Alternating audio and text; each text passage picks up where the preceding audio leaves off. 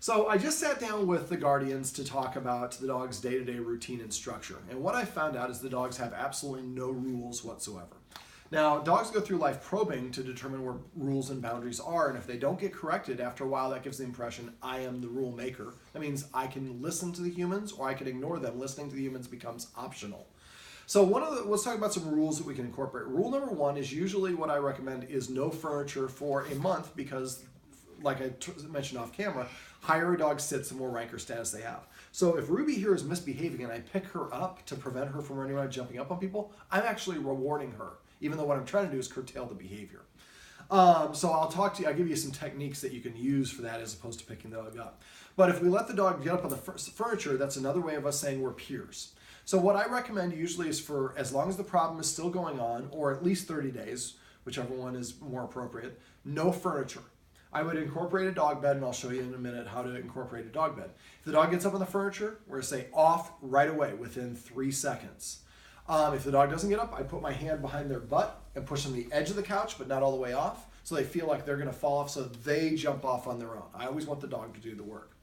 Now, after we get to the point where the dogs are now listening and more respectful and better behaved, and then if we want to allow them on the furniture, it should be with the human's invitation and permission. So if I want to invite Ruby up, I invite Ruby up. It's a one-time exception. She gets up on the couch, and then let's say she sees something out the window, starts barking, you have to immediately get down. This is a privilege for good behavior. And I'm not going to allow them to climb up on top of you. When a dog climbs on top of you, it's indication of the dog having no respect for you. Not a lack of respect, but not respecting you as an authority figure. Not disrespectful, maybe is what I was trying to say. Just like, yeah, I can climb on top of you. You're my plaything. So at the end of 30 days, as long as the problem's still going on, it's when the human gives permission, and that's a one-time exception. So if I invite Ruby up on the couch, she gets up on the couch, and if I want to let her on my lap, and I invite her on my lap as well, again, that's my decision I'm making, not hers. If I invite her on the couch, then she gets to my lap on her own, I would tell her no once. If she continued, then now you're off the couch. Now, let's say that she's on the couch with permission, on my lap with permission, and she goes down to go get a drink of water. When she comes back, she would need permission to get back up on the couch.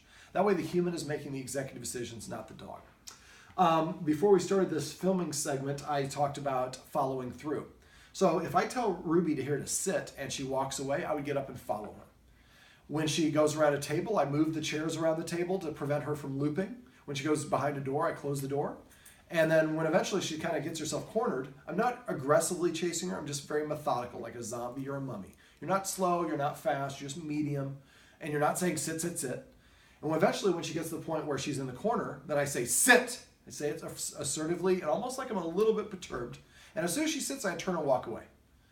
Now, if you do that consistently for about 2 to 3 weeks, the dogs will start figuring out when the humans ask me to do something, they're not joking around, and I better follow through.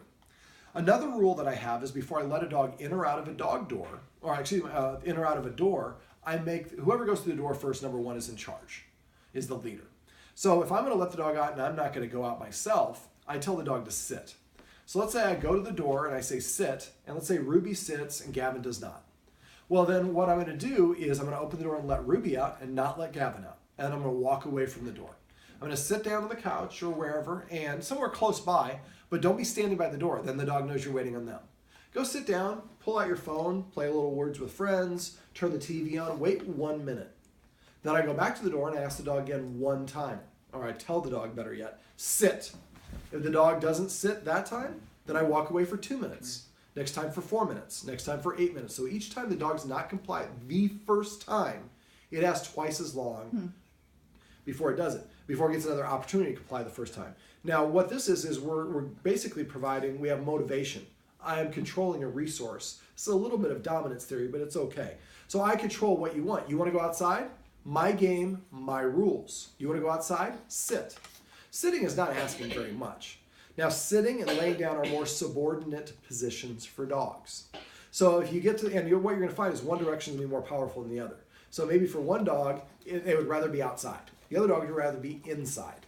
So start off with whatever is going to grab you the more motivation. So if Ruby would rather be inside with you, this is the best time to start it was when she's outside, she comes to the door, sit, she doesn't sit once, close that door, walk away, wait a minute, and then go back to the door. And if, maybe for Gavin, he'd rather be outside. So we go to the door inside, say sit once. If he doesn't, walk away. So by consistently following, making them earn their freedom or access to the couch or whatever it is, it's a term that we call manding, which is if a dog sits, it can influence a human's behavior. That's actually part of operant conditioning. So if the dog, what will happen is the dog will start transitioning. I'm just going to go sit in front of the door as my way of prepaying for wanting to go outside. And then as soon as the dog's butt hits the floor, we open that door and let him out. After a while, you'll go to the door and the dog just instinctively will sit down when you do that. Now, the next variant for that is I like to delay gratification. So what I would do next is I would go to the door and I would put the dog on a leash and I'd open the door, but make the dog stay sitting while I open the door. And that's hard. The door opens, I'm more excited or I'm getting ready to go out. So we have a screen door, so we have a little control. We don't. Okay, so then you have the leash. So as soon as like for a lot of dogs, I just reach for the handle and the dog starts getting excited. Well, I pull back, put the dog back into a sit, wait for it to calm down. Then I reach for the handle again. I'm going to break it down into individual movements and help the dog practice that one movement over and over until it actually has it down. Then I'm going to go to the next movement, jiggling the door handle. And then the next movement might be jiggling the deadbolt. Next movement might be opening the door just a crack. I'm going to help the dog practice each individual element until it knows what I want it to do, and then I can run through the whole thing together and it knows each step, and I've taught the dog the behavior I want it to display. Most of us just want the dog to figure it out on their own. We don't actually communicate or teach it, and then we get upset when the dog doesn't do what we want. That is extraordinarily unfair to the dog. Yeah. And so by breaking things down, and not only that, but I like to stage things. Let's say that we're eating a snack and the dog keeps on trying to snatch things. Well, you're being a mom. You're watching the kids. You're trying to cook dinner. You're trying to do a little bit of homework, work from home, and your mind is in 12 different places. Well, that's not fair for you. So what I would do is after we do the snack, maybe the next time we do it, when the kids don't have a friend over, it's just one kid, then I would maybe clear the table, go out, get a little piece of roast beef about this big, microwave it, then come over and sit it down at the table when you have nothing else going on. The dog starts approaching the table, you establish a boundary around the table. Every time the dog crosses the boundary, you disagree. But it's like, but it's roast beef and it's warm, it smells so good. Well, just because I want something doesn't mean I can have it. I see pretty girls on the street all the time. I ask them out and they always tell me no. I have to accept that. I can't just grab them. I can, but there are consequences for that as well. And so recreating situations and helping your dog practice the behavior in individual steps will help your dog understand how you want it to behave. And then the more you practice it, the more their neural pathways will align in their brain. This is why for us, we drive to work the same way. We wash our hands the same way. We brush our teeth the same way. We get into habits, and we're somewhat programmable, and dogs have similar makeup of their brain. And so if we get them in a habit of doing something a certain way, they will continue to do it that same way.